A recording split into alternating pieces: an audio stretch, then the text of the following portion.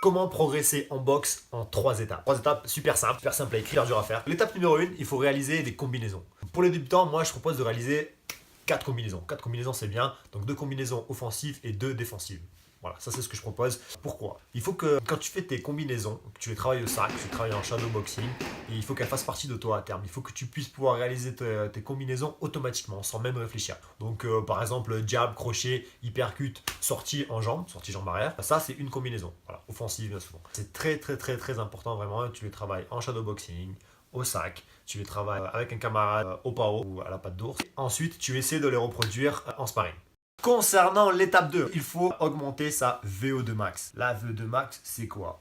La VO2 max, c'est ton réservoir de consommation en oxygène qui va te permettre d'être plus endurant dans tes exercices de boxe. Pour ça, moi ce que je propose, à partir du moment où on a une bonne base de conditions physiques, on a une base en termes, on va dire en aérobique, on a l'habitude de courir voilà, sur du long terme, je propose de faire du fractionné.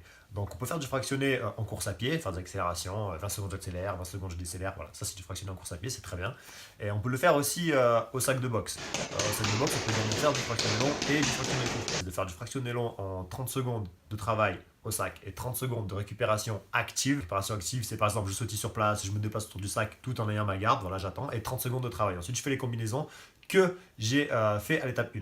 D'accord, mes automatismes. On peut également le faire en fractionné court, par exemple 10 secondes de travail et 10 secondes de récupération active. Ça, c'est pour l'étape 2. L'étape 3, c'est l'étape la plus contraignante pour les boxeurs. Personnellement, pour moi, c'est l'étape la plus chiante. Mais bon, faut passer par là pour être un bon boxeur quand même, enfin pour pouvoir du moins développer ses capacités dans la boxe. Et ben c'est l'étape des circuits musculaires traîniques. Dans les circuits musculaires traîniques, qu'est-ce qu'on fait? Eh ben il faut faire de la pliométrie et il faut faire un effort musculaire excentrique également. Voilà, donc il faut faire des mouvements, par exemple faire des pompes sautées, des squats sautés.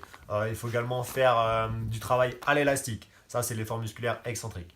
Donc l'effort musculaire excentrique, on va travailler la force. La pliométrie, on va travailler donc l'explosivité. Donc l'explosivité, ça va avec la vitesse. Si on travaille la force et la vitesse, on va gagner en puissance. Pourquoi? Parce que la puissance est égale à la force fois la vitesse. Donc mathématiquement parlant, ben, ça devrait coller. Et avec tous ces éléments, on devrait pouvoir décoller en boxe.